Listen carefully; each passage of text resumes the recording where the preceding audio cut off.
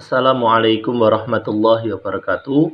Perkenalkan, saya Wandi, CGP Angkatan 6, 75, Surabaya 25, dari SDN Manukan Kulon 2, Surabaya. Pada kesempatan yang baik ini, saya akan menjelaskan terkait dengan modul 1.3, eksplorasi konsep, berbagi tugas kesimpulan tentang inquiry apresiatif. Inquiry apresiatif atau yang dikenal dengan istilah IA adalah suatu filosofi, suatu landasan berpikir yang berfokus pada upaya kolaboratif untuk menemukan hal positif dalam diri seseorang, dalam suatu organisasi, dan dunia di sekitarnya baik di masa lalu, masa kini, maupun masa depan. Inquiry apresiatif pertama kali dikembangkan oleh David Copprider dan Whitney tahun 2005. Nah, dua konsep perubahan pada inquiry apresiatif adalah berdasarkan kekuatan atau perubahan berbasis kekuatan. Yang kedua, berdasarkan prinsip psikologi positif dan pendidikan positif. Untuk memahami inquiry apresiatif, ada beberapa hal yang harus diperhatikan. Yang pertama adalah berpikir strategis. Berpikir strategis untuk memahami dan mendorong perubahan. Perubahan yang positif dan konstruktif di sekolah biasanya membutuhkan waktu yang cukup lama dan bersifat bertahap. Yang kedua, inquiry apresiatif sebagai paradigma. A. Pendekatan manajemen perubahan yang kolaboratif dan berbasis kekuatan. B.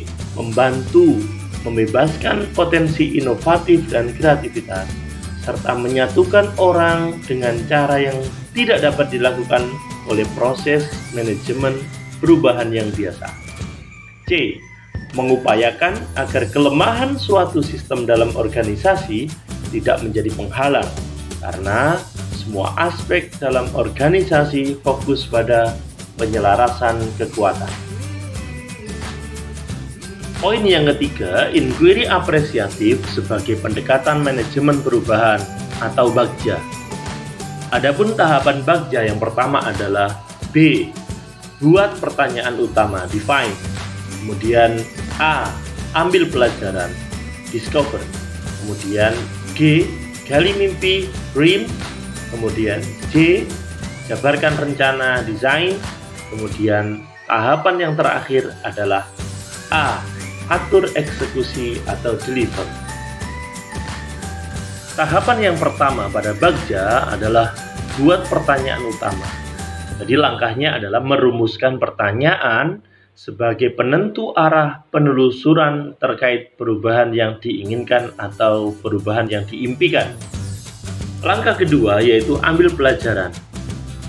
Yang perlu diperhatikan dalam poin ambil pelajaran adalah mengumpulkan berbagai pengalaman positif yang telah dicapai di kelas maupun di sekolah, serta pelajaran apa yang dapat diambil dari hal-hal positif tersebut.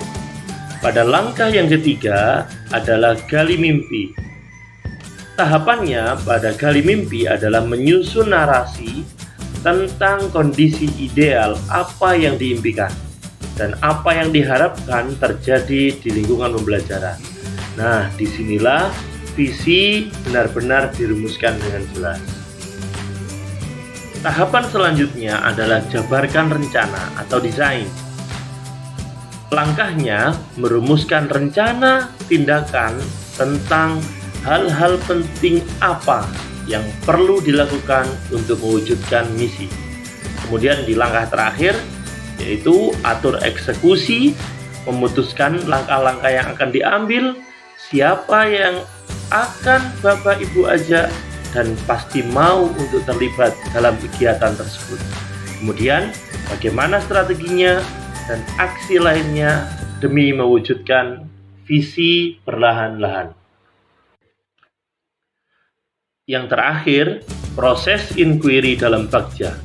Dalam program guru penggerak ini, Bagja dipilih karena dapat berfungsi sebagai wahana yang menguatkan hubungan antar manusia di sekolah.